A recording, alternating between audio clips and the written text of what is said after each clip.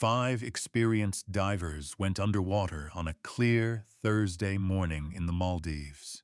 None of them came back up, and when elite rescue teams finally found their bodies, 6 days later, they were all together, in the same spot in total darkness, at the end of a tunnel that had no exit. Monica Montefalcone was not just a diver. She was one of Italy's most respected marine ecologists, an associate professor at the University of Genoa, a TV personality who appeared on environmental programs, a scientist who had spent her career trying to protect the very oceans she loved. She had survived the 2004 Indian Ocean tsunami while diving off the coast of Kenya. She had dived all over the world. Her husband described her as, quote, one of the best divers on the face of the earth.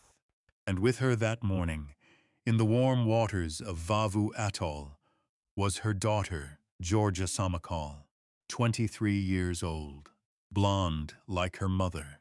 The same smile, the same love for the sea. She had grown up watching Monica dive. She had grown up wanting to do exactly the same thing. That morning, for the very last time, they were doing it together. What we are about to piece together is this. How did 5 experienced divers, on a clear day with excellent visibility, enter a cave they had permission to explore and never find their way out? What was the hidden trap inside that cave that nobody warned them about?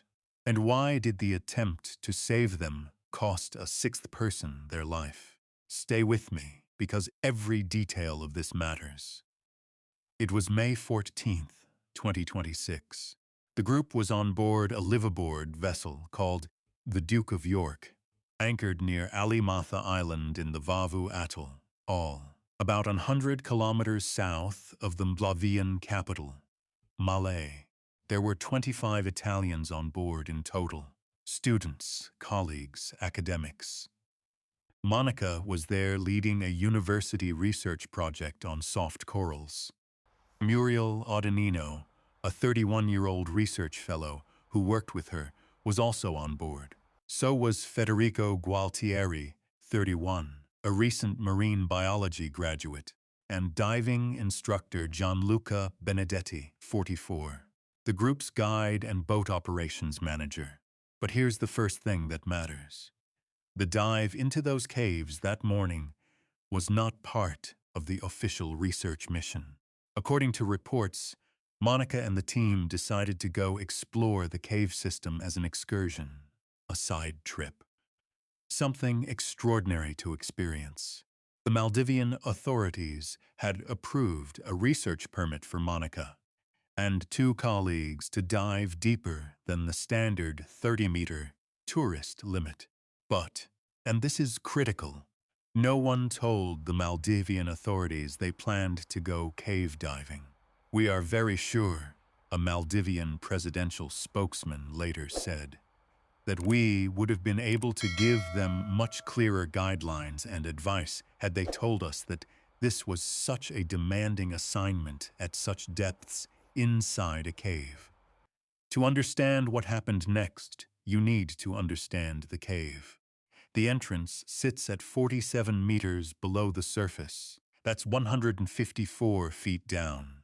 Even getting to the door requires a serious dive. Inside, there are 3 chambers connected by narrow corridors. The first chamber is large, enormous actually, naturally lit, sandy floor, almost welcoming. The Finnish divers who later entered described it as huge. Gianluca Benedetti's body would later be found here, near the entrance to the second corridor. At the far end of that first chamber is a tunnel, about 30 meters long, 3 meters wide, S-shaped. With artificial lights, visibility was reportedly excellent. You could see where you were going.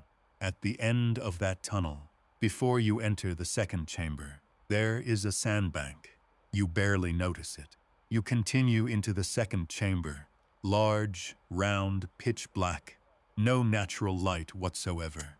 But when you turn around to leave, that sandbank, the one you barely noticed on the way in, looks completely different from behind.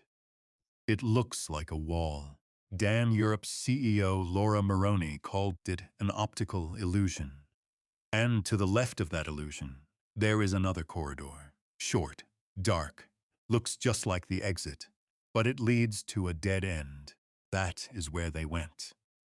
This is the part that is almost impossible to process. At a depth of 50 meters, with standard 12-liter air tanks, you have approximately 10 minutes of air.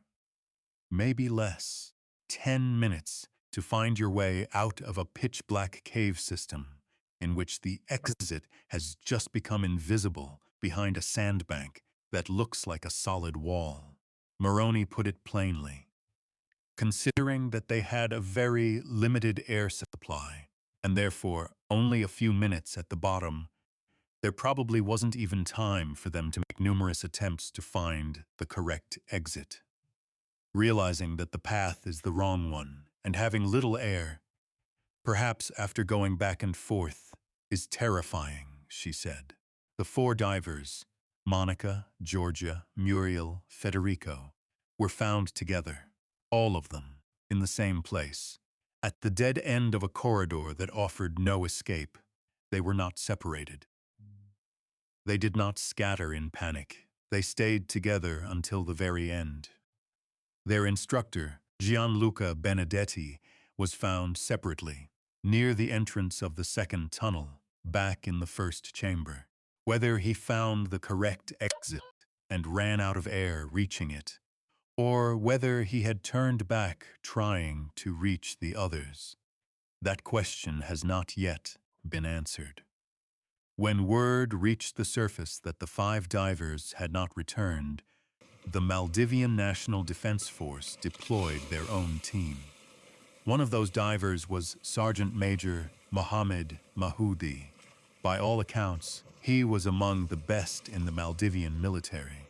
His mentor, Shafraz Naim, called him one of the finest divers he had ever trained.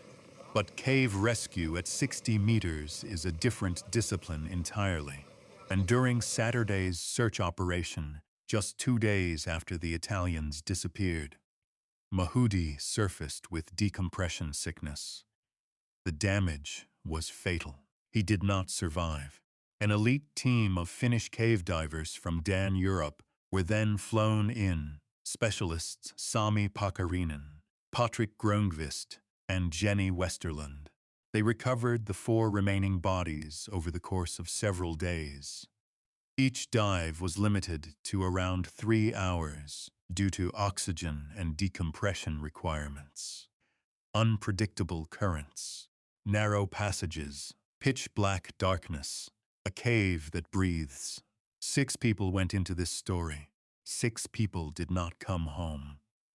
Italian prosecutors in Rome have opened a culpable homicide investigation. The Maldives government has launched its own probe. The Duke of York liveaboard vessel has had its operating license suspended indefinitely. Italian investigators have seized GoPro cameras, dive computers, and other equipment recovered from inside the cave. The footage from those cameras may be the only record of exactly what happened in those final minutes. Some questions are already beginning to surface.